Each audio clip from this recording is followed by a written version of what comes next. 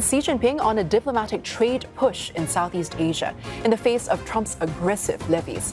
In his first stop, Vietnam, the Chinese leader secures deals on production and supply chains.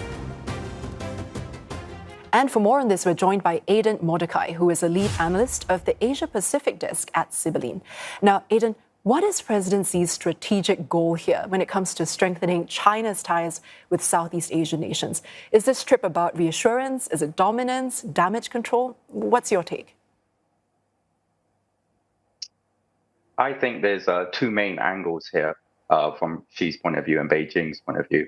One, of course, economically, they, of course, have been hit hardest by the US tariffs and are looking to strengthen and diversify their existing trade ties. And ASEAN is a very important trade partner for China. And so Xi is understandably prioritizing that relationship. And then more diplomatically, on a geopolitical side, this is a chance for Xi to portray China as a more reliable partner for Southeast Asian nations in light of the new administration in Washington, which of course has brought these tariffs across, which have really shook a lot of economies in the region, who are of course very trade reliant for economic growth. Now, to secure these aims, what specific promises or incentives could President Xi offer to countries like Vietnam, Malaysia, and Cambodia to encourage both strong economic relations but also stronger diplomatic ties with China? That's a good question. I think one thing they will do is look to promise increased investment in those economies. And something those countries in Southeast Asia will be looking would be greater access to the Chinese market as well for their own export, of course. So that might be a bit more difficult to achieve, but that's something that's certainly that Southeast Asian nations will be looking for. Now, how is this likely to be received by these countries, especially given that they have their own negotiations over US tariffs going on with the US, and also there are existing maritime tensions here in the region? So how will these countries respond?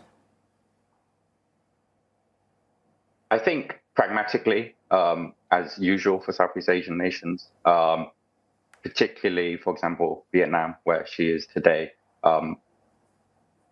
puts a lot of effort into having close and healthy relationships with both China and the US, and has worked very hard not to fully align with any major foreign power in that sense. And while one of the things they're probably trying to emphasize with China at the moment is, the relationship with them is still strong despite what is likely going to be ongoing talks with the US to maybe come to some arrangement where they can avoid the very high reciprocal tariffs that were announced a few weeks ago.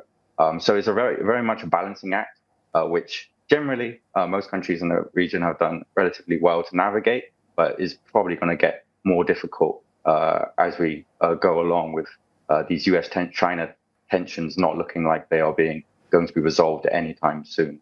Now, Aedan, you mentioned that Vietnam has been walking that tightrope between US and China. How are countries like Malaysia and Cambodia specifically, which are next on the stops, how are they likely to respond to China?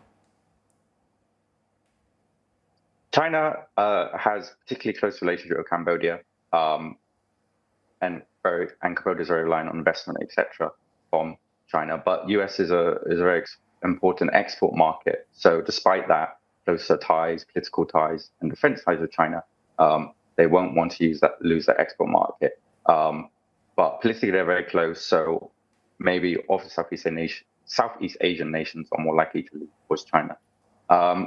Malaysia under Prime Minister Anwar, again, while not fully aligning with either the US or China, has certainly increased cooperation, increased dialogue and engagement with China in recent years, and so again may be more receptive to China's approaches, but also at the same time is trying to coordinate a regional response to the ongoing situation, particularly as its role currently as the chair of ASEAN this year. I want to bring up ASEAN in just a moment, but first, let's zoom into how Chinese investments might play out in Southeast Asia, especially when it comes to manufacturing. How will it help circumvent US tariffs? Is this just about relocating production, or is it also about leveraging these new supply chains to forge deeper trade and infrastructure alliances through the mechanisms like Belt and Road Initiative?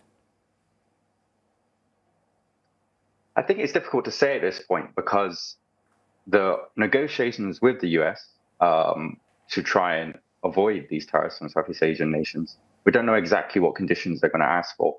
I don't think just, for example, reducing tariffs on US imports, purchasing more US imports, such as energy imports, which a lot of countries have looked to do recently, may not be enough. US might also be looking to put certain conditions on their trade with the US, whereas the origins of goods, how much of it is made in China, etc. And so that might make it more difficult for countries, and it might not be as simple as just moving some manufacturing outside of China to these countries, which is what we mostly saw happen during trade tensions under Trump's first administration. And there's a possibility that the US was trying to avoid that trend this second time around. Now, Aedan, what are the possible impacts of China's move in this region, especially when we consider the broader implications of this visit for ASEAN unity, as you mentioned earlier? Will the member states be more divided when it comes to China's role in the region? What are some key considerations for the region's leaders as they navigate this time of economic uncertainty? I think there's a couple of key things, or I should say three key things. One is, I don't think the majority of countries, in ASEAN at least, will want to be drawn too much into the broader China-US tensions, even if that might be very difficult, and remain largely unaligned and trying to keep healthy relations with both. And so be cautious in maybe coming too close. The other concern will be, as many other countries outside the US will be, is now that Chinese exports to the US are much more expensive, maybe not viable commercially, where will they go? Will they go to Southeast Asia, maybe at very cheap prices and undermine local industries? That would be a great concern for them as well, and also other regions such as the EU.